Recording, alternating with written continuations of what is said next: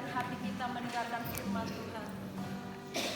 Kita mau siapkan doa kita, seruan dan iman percaya kita bahwa kita suatu saat nanti akan bersama dengan Tuhan di Yerusalem yang baru. Amin. Dari halaman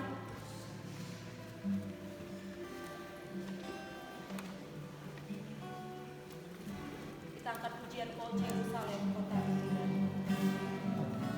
Halaman berapa itu?